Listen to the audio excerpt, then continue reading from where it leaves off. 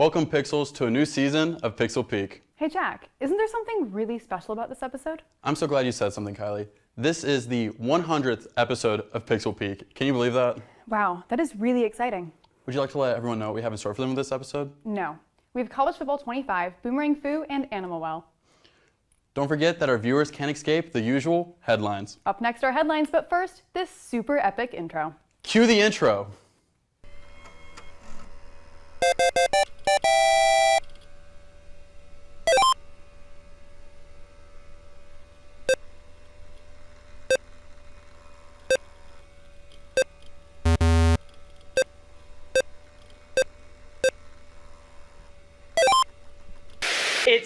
It's here, it's finally here. We're glad to have you as we keep the season going strong. 8 seasons being at TV's gaming news show. I swear I forgot what grass felt like. Let's talk about the pixels and stuff. I love video games. Ariana, this isn't your show, this is Pixel Peak. Pixel Peak. Pixel Peak. Pixel Peak. Pixel Peak. Pixel Peak. Pixel Peak. Pixel Peak. And we hope you enjoy your stay here on Pixel Peak.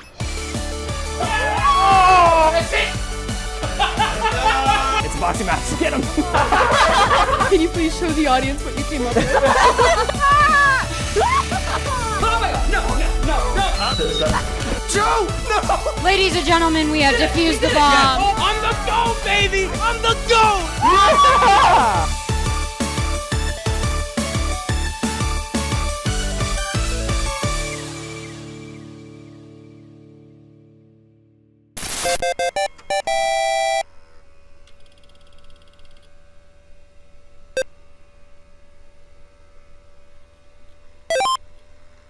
Developed and published by Game Science, the recent Souls-like action RPG game Black Myth Wukong managed to generate 10 million sales in just 3 days after release. Inspired by the Chinese novel Journey to the West, the game sees you uncovering legends of the distant past as the Destined One. A lot of its immediate success derives from its massive promotional campaigns in China, but many players praise the game for its incredible graphics, unique story, and great combat. In the last month, the game's total number of sold units has surpassed 18 million, and with its raving reviews from fans and critics alike, its popularity doesn't seem to be faltering anytime soon. The Star Wars franchise, beloved by many, has released a new open-world action game, Star Wars Outlaws. An IGN article compared the game to Han Solo. Incredibly handsome, with lots of adventure, while it is sometimes unreliable and a little rough around the edges. The sales numbers have been disappointing, despite releasing on both the Xbox and PlayStation stores. Ubisoft is not selling the game on Steam, where most PC Star Wars fans and gamers would expect to find it. If you enjoy games with a strong story narrative and character development, but don't care about complex combat mechanics, this game may be perfect for you. Space Marine 2, the much-anticipated sequel to the original Warhammer 40k game from 2011, released on September 9th. The sci-fi hack and slash was developed by Saber Interactive and published by Focus Entertainment.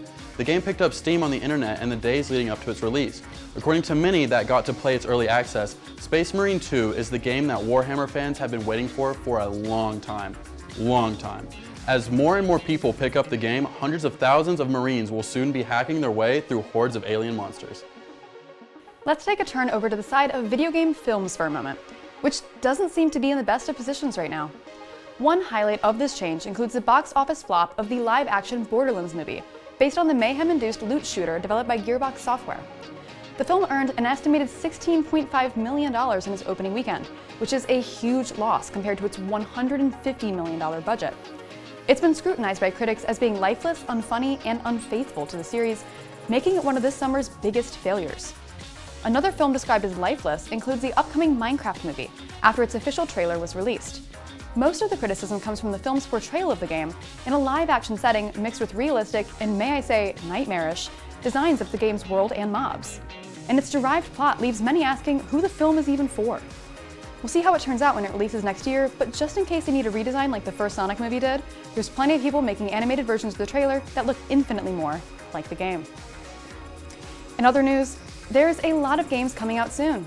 We're going to hear from Jen, our field reporter, about the weather. How is it out there, Jen?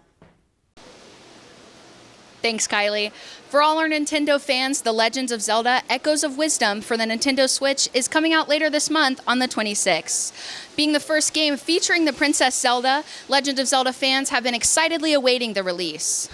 The Until Dawn remake will be coming out for the PC and our PS5 gamers on October 4th. The survival horror game is already well loved by gamers everywhere, and our meteorologists here at Pixel Peak are anticipating a big success for the game. Also, Call of Duty Black Ops 6 is to be released on the 25th of October.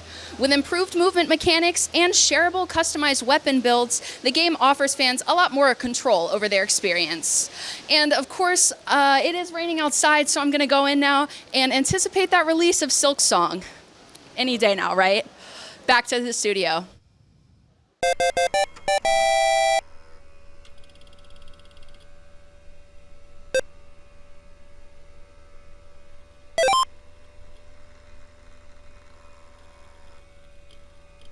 Thanks, Jen. What do we have next? Up next, we have College Football 25. Whoa, wait. I thought I banned sports games. Yeah, but there's something special about this one. App State's in it. Oh, God. Okay, fine.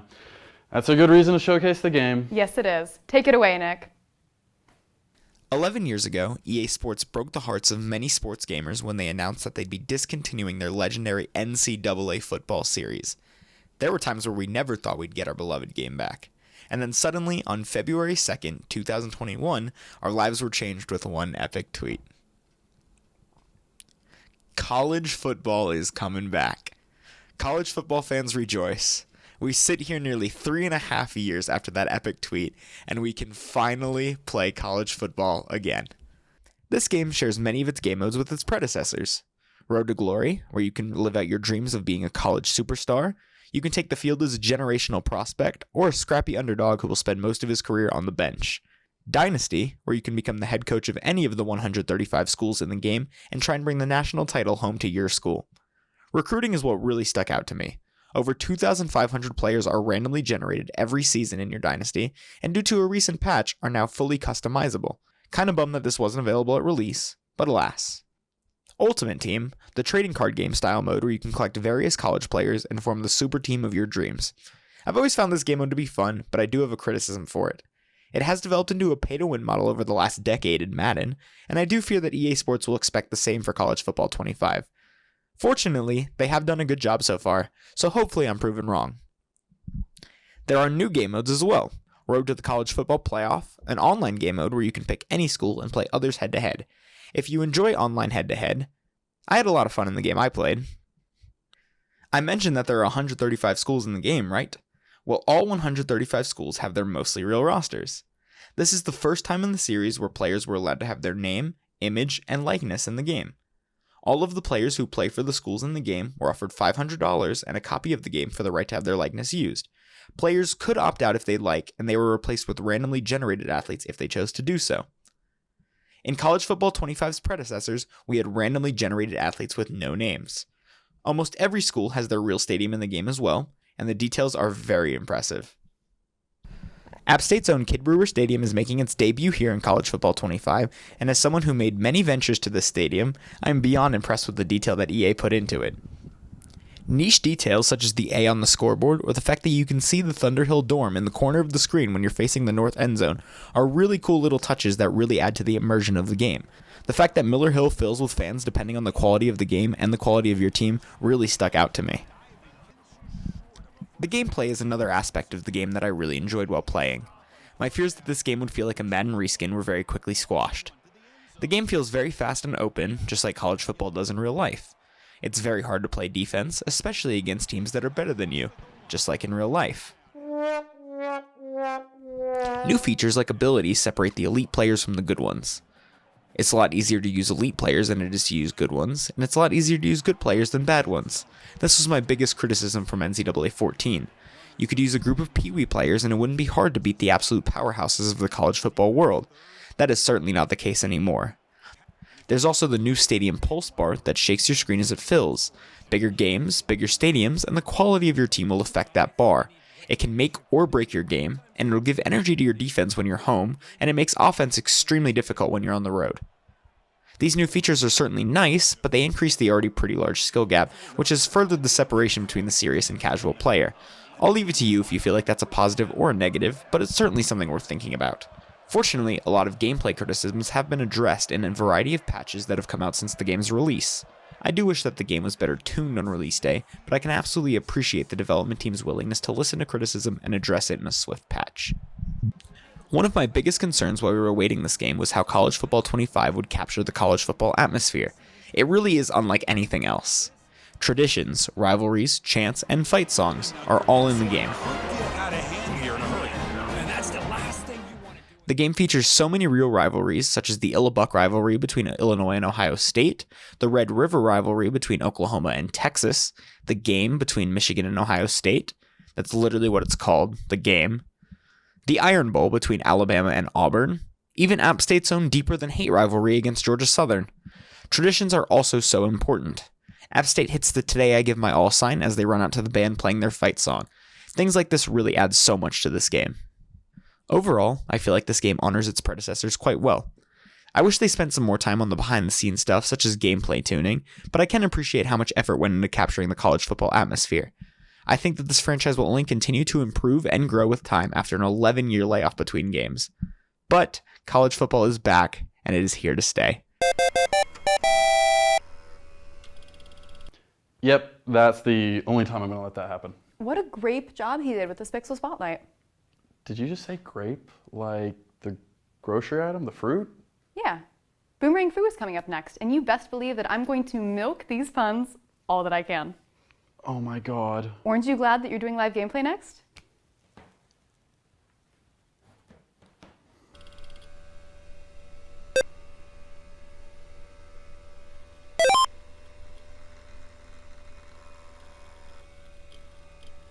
Welcome back to this episode's live gameplay.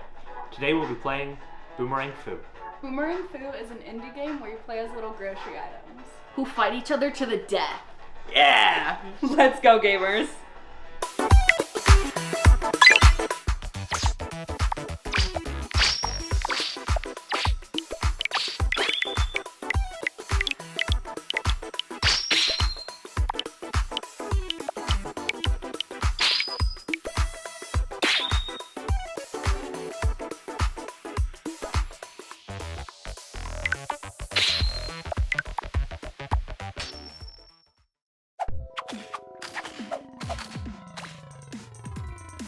Oh, dash. Okay. Cool, got it.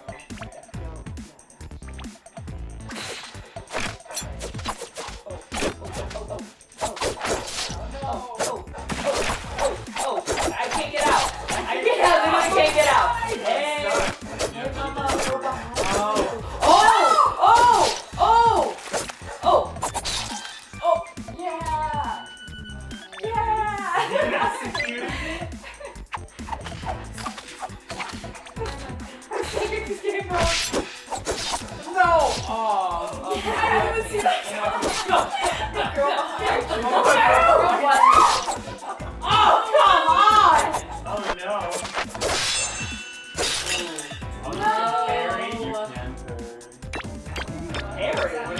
If you both slash at the same time. Oh, it's like a duel.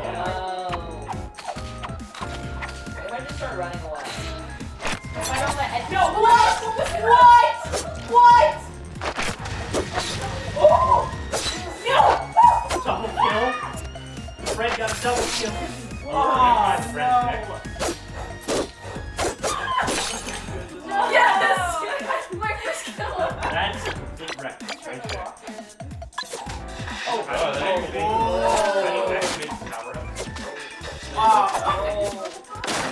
No!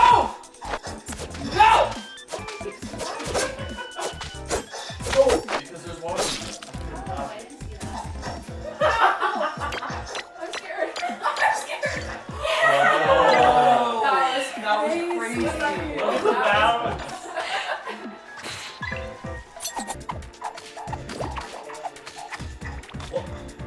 The islands?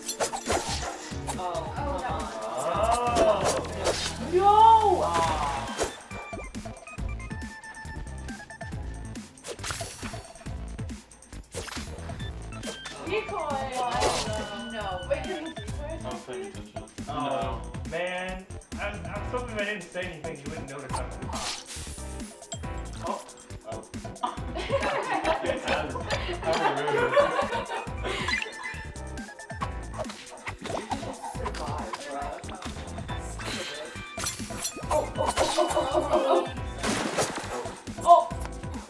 No! Get away from me!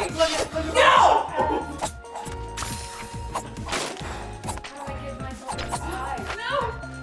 Oh, you said so. Yeah, you stay still longer. That's why. Are you? Oh my ground. What? Are you a piece of bamboo? Wait, no!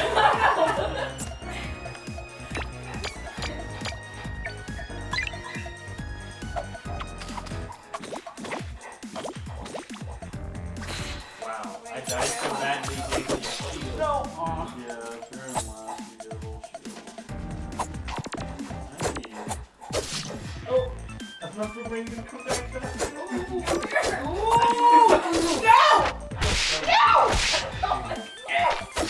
No! Live. What about this idea? I think that is great! Okay, the time it takes to throw. Let's play. Oh my god, I did it. No! Fight back. I did! You gotta kill, you kill me. You guys, I got one! One kill. Guys, are you proud of me? How do you use the power up? I know. A lot of them are passive, like, what power do you have? Oh, you have to pick up a book. Like one of those. And then what do you do? And what the book is there? What? Most of them are passive and some are not. Did I get the book? No. No. Get away from me. I'm about to just start running away. One of my favorites is like that through the walls. No! Fight, Ari, fight. I can't! I'm running away! No, I can't! Throw it! Yes! You don't get the back! Oh, you were so close! I'm gonna lose it! You gotta I'm kill! gonna You gotta kill! I'm gonna start tweaking!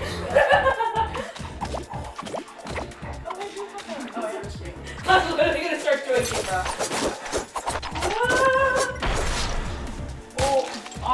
No, What was that?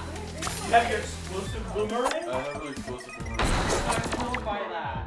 Oh, someone paused it. Oops. And then bacon came out. Oh no. You're about to win? Let's target him. What? Open kill him! Open kill! That's how it works. Have an alliance. Everyone get milk. Where am I going? Oh, never mind. Oh, Bye, y'all. I lost y'all. Oh my I lost that No. Get over here. No! You stay away from me! You stay away from me! Fight back. Oh! one. Use your double boomerang. I know! Throw it! You can do it. Throw it, Ari, throw it! And fight. Fight. I'm throwing! I'm You're throwing it! that. Throwing the game. Shut up! No! Go.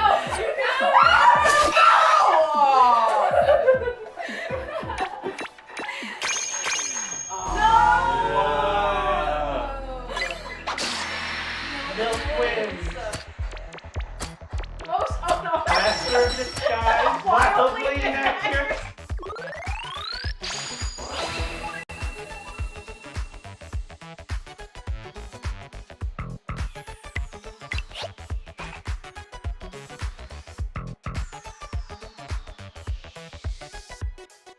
Alright, Ari. The only reason I didn't win is because Jack is cheating.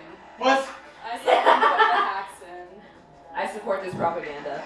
So unfair. I support this. What do you have to say for yourself? It's propaganda. Dirty cheater. Yeah, you heard me. I got fourth, but I think I played a good, honest game on my Jack, and I'm just, a little disappointed that I we're not baking that win. But I'm first in my heart, and that's what matters. Guys, I really thought I'd make a comeback. And it turns out I'm not an underdog, I'm just a plain old dog. And and that really says something about how unskilled I am. It's a game about throwing a boomerang, and I couldn't even throw the boomerang. So, and I also lost at hide and seek, but that was just because the game was rigged. So, and everyone was also targeting me. So you know what? This is actually just a whole hate campaign towards me, and this game hates me, and I'm never playing it again. And basically, they should just get rid of it because it made me feel super bad about myself. Hey Ari, do you want to play again? Yeah.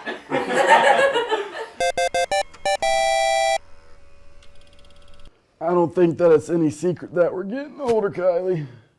Well, you want to know what does have a lot of secrets? What? Animal Well. It's this 2D Metroidvania that Brandon's been talking about recently. I mean, the boy won't shut up about it, but it sounds cool. Well, let's see what old Scooter has to say on this episode's Indie Showcase.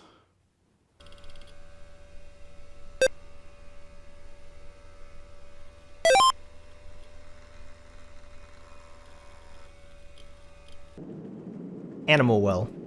Where do I even start with this game? Developed by Billy Basso and released on May 9th, 2024, Animal Well is a 2D Metroidvania puzzle platformer, filled to the brim with fantastic environments, oddball tools and collectibles, and more secrets hidden in its walls than secrets my wife is keeping from me. But even giving that synopsis doesn't do the game justice, so let's start from the beginning. You start the game blooming out of a flower, somewhere deep within the well. You play as an entity whose only canonical description is a Mexican jumping bean. No, I'm not making that up. The goal is to collect 4 flames found in the different sections of the well and discover what lies beneath. But you only know that because I told you. But in Animal Well, nothing is explained or told to you throughout the entire game. No tutorial tips, no dialogue, no hand-holding. Just you figuring it out through your own exploration of the well. The human instinct for exploration is the driving force behind progression. New hurdles are presented to you constantly when exploring the game's vast, interconnected map, and exploration is also how you make discoveries to overcome those hurdles. This is made clear as early as the start of the game, when you're gated from progressing forward by fireflies that one-shot you. Not knowing how to deal with them, you explore a different path and come across some firecrackers. Whether by intuition or a stroke of panic, you throw one into the next room and discover that light scares the fireflies away. Then you use that discovery as a solution to the previous hurdle and continue forward. It's a very simple gameplay loop fueled by exploration, where any feat of discovery, even accidental, feels like an epiphany. It's made all the better without any kind of hand-holding and virtually limitless freedom after leaving the starting area. Anyone can enjoy exploring what the game has to offer and progress far enough to beat it, with nearly infinite possibilities of choosing where to go and using the tools at your disposal. The tools you find in the well serve unique purposes for progression, puzzle solving, and finding secrets. But what sets this game's tool selection apart from other Metroidvanias is how unintuitive they seem at first glance. Like a bubble wand? What would you even use this for? But as quickly as you question the tool's validity, you'll discover that it has more practical uses than you could have ever imagined it to have. It's the same story every time you find a new tool. A frisbee? How is a frisbee gonna help me get out of here? Okay, they're distracted by the frisbee, that's handy. A freaking yo-yo! Why would anyone want this? The switch looks too high, so I'll just use the yo-yo to reach it. Surely Billy added this one as a joke. Billy was not joking. There's a lot of thought put into the tools of how many different ways they can be used to navigate the well and solve puzzles. Just to name a few, the slinky can slip through platforms to hit switches, the yo-yo hypnotizes and lures animals with its bright glow, and my personal favorite of riding the frisbee while it's in the air. Whee!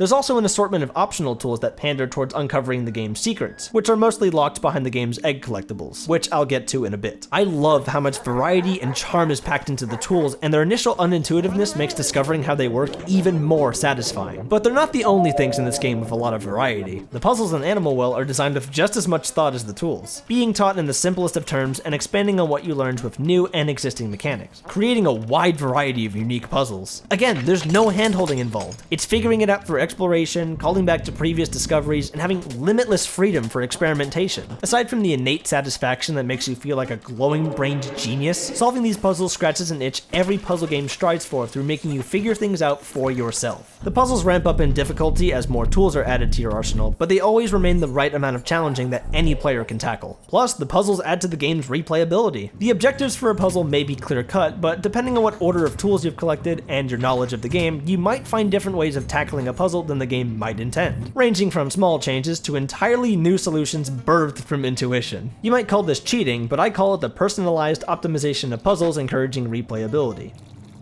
Wait, what? If I had a nickel for every time I stopped to take in this game's breathtaking environment, I'd have enough money to pay off my college tuition. The well is filled with so many intriguing details and set pieces. Every section has distinct styles and themes, puzzles built into the terrain, and ambient soundscapes that would make even Mother Nature weep.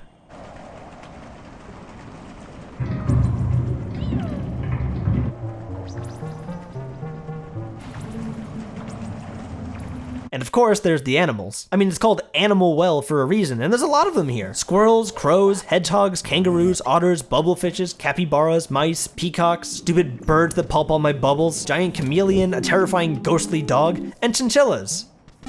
I don't like chinchillas anymore, and I can't remember the last time a 2D pixelated game had graphics that looked this beautiful. The waves and reflections in the water, illuminated light sources, the wavy grass, trails that entities leave behind, moving elements in the background like wheels, waterfalls, animals in the shadows, whatever this is. I even dig the gridline effects, making the game more retro looking. It's fabulous. What else do you want me to say? There's a lot of moments to stop and just take in the beauty of this game's environment. And if you're hunting for the game's secrets, you'll definitely be doing it a lot. Animal Well is split into 3 layers, according to Billy. The first layer consists of base game progression, exploring the well, solving the puzzles, and getting to the end of the game. The secrets start becoming apparent in the second layer of the game, filled with all the optional collectibles and intuitive secrets for the more dedicated players. At the center of this layer is the game's egg collectibles. They're found everywhere in the well, in plain sight, hidden crevices, puzzle rooms, behind destructible terrain, in the grocery store. There's also extra sublayers of puzzles, unique tools, a new ending, and unlockables for speedrunning and being an overachiever. There's a little something for everyone in this layer, so if you can, give it a shot. Then there's the game's third layer, the layer I like to call Good Luck. This layer has the most obscure puzzles and secrets in the entire game that you wouldn't even think are puzzles to begin with. I can say from experience diving into this layer, it is not for the average player. If you like being tested on skilled platforming, critical thinking, clue hunting, and code deciphering, then you'll probably get a kick out of it. The real challenge lies in solving as much as you can by yourself, but if you need it, you can get plenty of help from the game's community.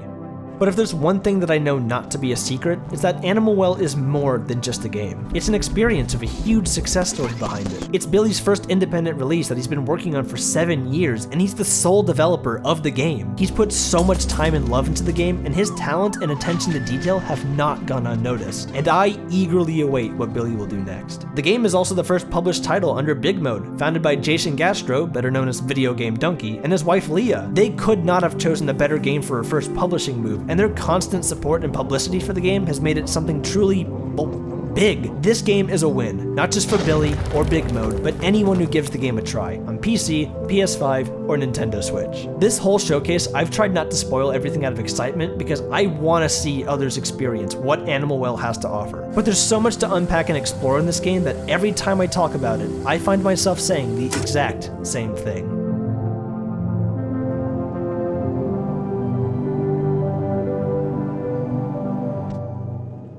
Animal Well. Where do I even start with this game? I've been Brandon Lopez, and thank you for watching this Indie Showcase. What a fantastic special that was. I really cannot believe it has been 100 episodes. I know. What's another 100? Does that mean we'll be hosting the 200th episode? It sure does. However, it may just be in spirit, literally. Oh, well, that's too bad. That's all the time we have for you in this special episode. Thanks for tuning in. See you later, gamers. They dug my coffin for me.